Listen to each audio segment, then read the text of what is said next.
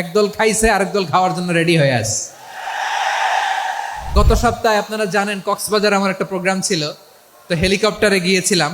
ফেনী জেলা যখন পার হচ্ছি আমি দেখলাম 3টা উইন্ড মিল চিনেন তো? বিশাল পিলার, 3টা-4টা পাখা থাকে। বায়ু বিদ্যুৎ কেন্দ্র, বাংলাদেশের প্রথম বায়ু বিদ্যুৎ কেন্দ্র এটা। মুহুরী প্রজেক্ট বলে এটা সম্ভবত, মুহুরী প্রজেক্ট। তো সাগরের বাতাসের ঝাপটায় এটা ঘুরে এনার্জি হয়, ইলেকট্রিসিটি উৎপাদন হয়। তো আমি পাইলটকে বললাম, ভাই এগুলো থেকে কেমন ইলেকট্রিসিটি উৎপাদন হয়? কয় হুজুর একটু হয় না, কিছুই হয় না। কিছুই হয় না মানে?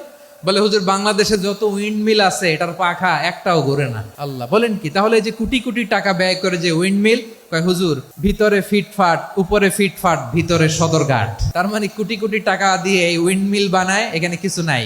দুর্নীতির আড্ডাখানা, আখড়াখানা বাংলাদেশ, ঠিক কিনা বলেন? আয় রে, জাপানিজরাও মানুষ, আমরাও মানুষ। আমার এক নিকটাত্মীয় সরকারি চাকরিজীবী, উনি আমাকে বললেন, বাংলাদেশের আরেকটা উদাহরণ দেই। উনি আমাকে বললেন যে প্রতি বছর আমাদের অফিসের ফার্নিচার চেঞ্জ করে। আমি বললাম, প্রতি বছর ফার্নিচার চেঞ্জ করে কেন? বলে যে ফার্নিচার নতুন পারচেজ করলেই তো এখানে টাকা, নতুন কিনতে পারলেই টাকা, নতুন উন্নয়নের সবক শোনাতে পারলেই টাকা। প্রথম আলোর রিপোর্ট, কি আলো? প্রথম আলোর রিপোর্ট, গত 15 বছরে উন্নয়নের নামে লুটপাট হয়েছে প্রায় 3.25 লাখ কোটি টাকা। কার রিপোর্ট? আমাদের বানানো কথা। প্রথম আলোর রিপোর্ট। গত 15 বছরে কারা ছিল জানেন তো? হ্যাঁ, শুধু ওনাদেরকেই দোষ দিয়ে লাভ নাই। স্বাধীনতার পর থেকে শুধু শাসকের হাত বদল হয়েছে, আমরা কিছু পাই নাই, ঠিক কিনা বলেন? শুধু ওনাদের দোষ দিয়ে কি লাভ? একদল খাইছে আরেক দল খাওয়ার জন্য রেডি হয়ে আছে। আমরা এরকম চাই না।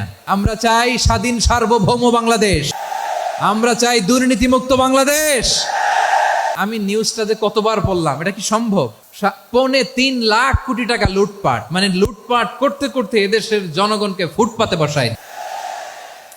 প্রিয় ভাইয়েরা, তাহলে জাপানের মানুষও মানুষ, আমরাও মানুষ। সিদ্ধান্ত আপনার, কোন মানুষ হবেন, ভালো মানুষ না খারাপ মানুষ? আজকের আলোচনার বিষয় হচ্ছে মানব সম্পদের উন্নয়ন, human resource development. It's a process to increase the capacity of knowledge, skill, capacity of the people of a country. একটা দেশের মানুষের জ্ঞান, তাদের দক্ষতা কি করে বাড়ানো যায়, বাড়িয়ে দেশের উন্নয়ন করানো যায়, এটাই হচ্ছে মানব সম্পদ উন্নয়নের মূল কথা।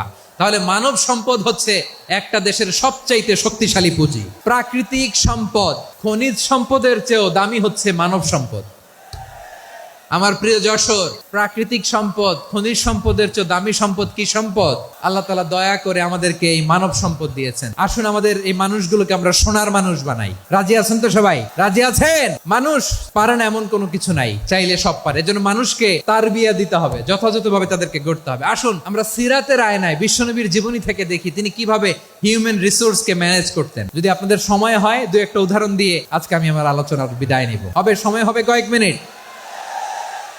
হ্যাঁ, শান্ত থাকবেন তো? শান্ত থাকবা? হ্যাঁ, ঠিক আছে। এই ধাক্কার মধ্যে ঢুকছে, এবার মজা বুঝতেছো তো?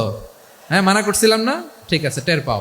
হ্যাঁ, ঠিক আছে। বিষ্ণু ইসলাম কিভাবে হিউম্যান রিসোর্সকে ম্যানেজ করতেন, মজার কথা আছে কয়েকটা, বলে বিদায় নিব। বিশ্বনবী কিভাবে এই মানব সম্পদকে ম্যানেজ করতেন? বিশ্বনবী he was a very good talent hunter, চৌকস ট্যালেন্ট হান্টার ছিল। কার মধ্যে কি ট্যালেন্ট আছে দেখলেই বুঝে ফেলতেন। সুবহানাল্লাহ পড়বেন না? কি নবী আমরা পেয়েছি! He was a very good talent hunter. আমার নবী তিনি চৌকস ট্যালেন্ট হান্টার ছিলেন। কার মধ্যে কি প্রতিভা বের করতেন, ওই প্রতিভাকে ইসলামের কল্যাণে কাজে লাগাতেন। সুবহানাল্লাহ বলেন। যাকে যেই জায়গায় সেট করলে ভালো হবে তাকে ওই জায়গায় সেট করতেন। কয়েকজন সাহাবীর জীবনী শোনাই। আবু মাহজুরা রাদিয়াল্লাহু তাআলা আনহু, মক্কার মুয়াজ্জিন, আগে ছিল মুশরিক, পরে হয়েছে মুমিন। উনি কিভাবে মুমিন হইলেন এই ঘটনাটা একটু আপনাদের শোনাতে চাই। তো আপনাদের তো সময় নাই হাতে। হ্যাঁ, সময় আছে?